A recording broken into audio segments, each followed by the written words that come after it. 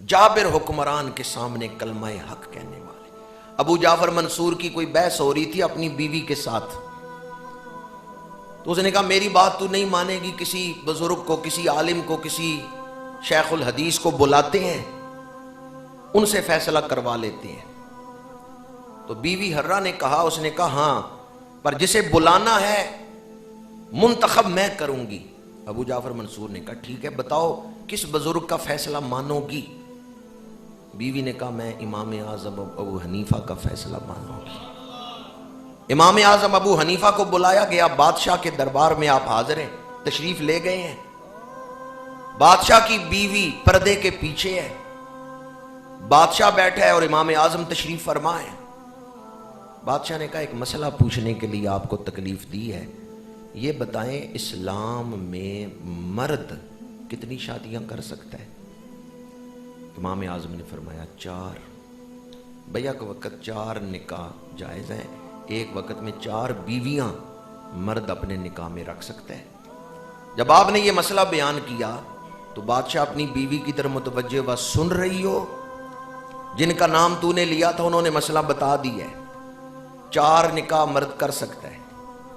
امام اعظم نے فرمایا بھی ابھی آدھا مسئلہ ہوا ہے، پورا نہیں ہوا، پورا مسئلہ سن لو۔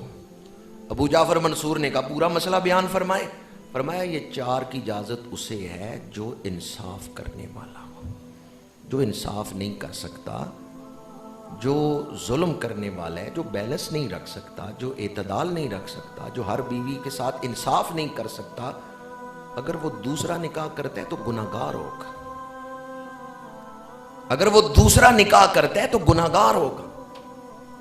بالعموم ہم کہتے ہیں نکاح کرنا سنت ہے، پر ہر حال میں نکاح کرنا سنت نہیں، کبھی واجب ہے، کبھی سنت ہے، اور کبھی ممنوع ہے، حرام ہے نکاح کرنا۔ جو آدمی نکاح کے حقوق ادا نہیں کر سکتا اس کے لیے نکاح کرنا منع ہے۔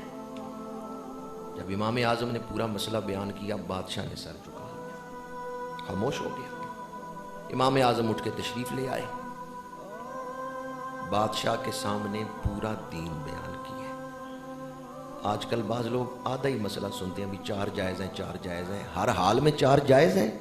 نہیں جائز۔ امام اعظم گھر تشریف لے آئے، شاگرد بیٹھے ہیں، آپ سبق پڑھا رہے ہیں۔ بادشاہ کی بیوی نے 50,000 درہم کا تحفہ بھیجا ہے کہ آپ نے بادشاہ کے سامنے حق گوئی سے کام لیا ہے۔ جب بادشاہ کا اس بیوی کا غلام، ملکہ کا غلام آیا نا درہموں والا تھیلا لے کے، یہ 50,000 درہم آپ کے لیے تحفہ بھیجا ہے ملکہ نے، آپ نے فرمایا واپس لے جاؤ، میں نے مسئلہ بیان کیا ہے اللہ کی رضا کے لیے۔ آپ نے واپس لوٹا دیے پیسے، فرمایا میں نے اللہ کی رضا کے لیے اللہ کی رضا کے لیے مسئلہ بیان کیا ہے، مال کے لیے نہیں بیان کیا۔ وہ حکمران جو بادشاہوں کے سامنے کلمہ حق کہنے والے، بادشاہ نے آپ کو بلایا، چیف جسٹس کا عہدہ خالی ہے، میں آپ کو نامینیٹ کرتا ہوں، آپ آج کے بعد قاضی القضات ہیں، چیف جسٹس ہیں۔ آپ نے فرمایا نہیں، یہ بھاری ذمہ داری میں نہیں اٹھا سکتا۔ بادشاہ نے کہا آپ جھوٹ بول رہے ہیں، آپ اس لائق ہیں۔ فرمایا اب تو ثابت ہو گیا میں جج نہیں بن سکتا، چونکہ تم نے خود کہہ دیا میں جھوٹ بول رہا ہوں۔ بادشاہ نے کہا انہیں جیل میں ڈال دو۔ امام اعظم ابو حنیفہ اہل بیت سے کمال درجے کی محبت کرنے والے تھے، بادشاہ نے آپ کو جیل میں ڈال دیا، اور آپ کا جو جنازہ نکلا ہے وہ جیل سے ہی نکلا ہے۔ آپ کو زہر دے دیا گیا جیل میں، اور جیل سے آپ کا جنازہ نکلا ہے۔ ظلماً آپ کو زہر دیا گیا، اس لیے آپ شہید ہیں، سری شہادت۔ امام اعظم ابو حنیفہ کے مزار پہ آج بھی انتہائی سکون ہے، اور جو نظم و نسق ہے وہاں وہ بھی انتہائی اعلیٰ ہے، مسجد انتہائی خوبصورت ہے۔ امام اعظم کی بارگاہ میں حاضری ہوئی تو آپ کے مزار مبارک سے باہر نکلیں، بائیں ہاتھ دیوار کے ساتھ چلتے جائیں تو آگے دائیں ہاتھ ایک قبرستان آئے گا، اسی دیوار کے ساتھ آپ چلتے جائیں تو اخیر پہ جا کے سامنے ایک روضہ ہے، یہ حضرت بشر حافی رحمت اللہ تعالی علیہ بشر حافی جو کہ شراب کے نشے میں تھے، شراب خانے سے نکل کے گھر آ رہے تھے، راستے میں دیکھا گلی میں کاغذ پڑا ہے جس پہ لکھا ہے بسم اللہ الرحمن الرحیم۔ تو اس کاغذ کے ٹکڑے کو اٹھایا، گھر لے آئے، اسے خوشبو لگائی اور خوشبو لگا کے بلندی پہ رکھا، اور بلندی پہ رکھتے ہوئے فرمایا تیری وہ جگہ نہیں تھی، تیری یہ جگہ ہے۔ اے کاغذ کے ٹکڑے، تیری چھاتی پہ میرے رب کا نام لکھا ہوا ہے۔ جس نے اللہ کے نام والا کاغذ کا ٹکڑا اٹھا کے، گلی سے اٹھا کے بلندی پہ رکھا اور کہا تیری وہ جگہ نہیں، یہ جگہ ہے، اللہ تعالیٰ نے بھی پھر اس کی جگہ کو بدل دیا ہے، شراب خانے سے اٹھا کے مسجد میں پہنچا دیا ہے۔ دوسرے دن تہجد کی نماز پڑھنے کے لیے بشر مسجد میں ہے، انہوں نے اللہ کے نام والے کاغذ کو خوشبو میں لگائیں، اللہ نے ان کے دل کو معطر کر دیا ہے۔ جب آپ نے توبہ کی تھی تو ننگے پیر تھے۔ بعض نے کہا کہ اس دور کے ایک بہت بڑے ولی شراب خانے کے دروازے پہ آئے اور کہا بشر کو بلاؤ۔ بشر دوڑتے ہوئے باہر آئے ننگے پیر، تو انہوں نے بازو ہلا کے فرمایا کہ ابھی وقت نہیں آیا کہ تو توبہ کرے؟ تو حضرت بشر نے کہا جی وقت آ گیا ہے، میں توبہ کرتا ہوں۔ اس وقت چونکہ ننگے پیر تھے تو ساری عمر پھر ننگے پیر ہی رہے۔ فقہ کے کتنے امام ہیں؟ ان میں ایک امام ہے احمد بن حنبل۔ امام احمد بن حنبل جوتے اتار کے ننگے پیر حضرت بشر حافی کے پیچھے چلتے تھے۔ بشر حافی آگے چل رہے ہیں، امام احمد بن حنبل پیچھے چل رہے ہیں۔ دنیا حیران کہ فقہ کے علم میں بلند مرتبہ، عظیم المرتبہ، علم کا سمندر، مرجع العلماء امام احمد بن حنبل جوتے اتار کے بشر حافی کے پیچھے کیوں چل رہے ہیں؟ کئی شاگردوں نے پوچھا امام بشر عالم نہیں، بشر فقیہ نہیں، بشر مجتہد نہیں، پھر آپ جوتے اتار کے ان کے پیچھے کیوں چلتے ہیں؟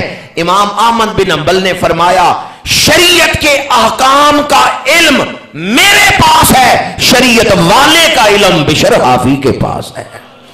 شریعت کا علم پوچھنا ہو تو میرے پاس آؤ، شریعت والے کا علم پوچھنا ہو تو بشر حافی کے پاس چلے جاؤ۔ میں بشر حافی کے پیچھے اس لیے ننگے پیر چلتا ہوں کہ بشر حافی مجھ سے زیادہ شریعت والے کی معرفت رکھتے ہیں۔ اسی مضمون کو بیان کرتے ہوئے مولانا روم نے فرمایا مولوی ہرگز نہ شد مولائے روم تا غلام شمس تبریز نہ شد۔ مولانا روم جو ہیں وہ بھی بادشاہ کے بھانجے تھے، شاہانہ پروٹوکول کے ساتھ آ کے حدیث پڑھاتے تھے۔ پالکی میں بیٹھے ہیں، کہاروں نے پالکی اٹھائی ہے، باغ میں آ کے بیٹھتے، تالاب کے کنارے حدیث پڑھا رہے ہیں، شاگرد پڑھ رہے ہیں۔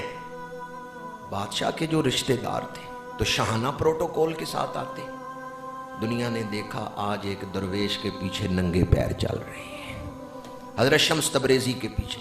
واقعہ نہیں بیان کر رہا کہ اکثر وہ واقعہ آپ نے سنا ہوگا۔ دنیا نے پوچھا مولانا روم آپ آئے تھے تو پالکی میں بیٹھ کر کہاروں کے کاندھوں پہ سوار ہو کے آئے، اب جوتے اتار کے ایک درویش کے پیچھے کیوں چل رہی ہیں، ننگے پیر چل رہے ہیں؟ مولانا روم نے فرمایا مولوی ہرگز نہ شد مولائے روم۔ مولوی میں اللہ والا نہیں ہوا، میں مولا والا نہیں ہوا۔ آج کل کسی کو نا مولوی صاحب تو وہ غصہ کر جاتا ہے، حالانکہ کسی کو کہ اللہ والے، خوش ہونا چاہیے نہیں ہونا چاہیے؟ کہا میں ہرگز اللہ والا نہیں ہوا جب تک اللہ والے کا غلام نہیں ہوا۔ مولوی ہرگز نہ شد مولائے روم تا غلام شمس تبریز نہ شد۔ اقبال کہتے ہیں تمنا درد دل کی ہو تو کر خدمت فقیروں کی، نہیں ملتا یہ گوہر بادشاہوں کے خزینوں میں۔ حضرت بشر حافی رحمت اللہ تعالیٰ علیہ کے مزار مبارک پہ حاضری ہوئی تو آپ کے مزار مبارک پہ بھی خوبصورت انتظام ہے، مہمان نوازی کی ان عراق کے بزرگوں نے جو وہاں ڈیوٹی دے رہے تھے۔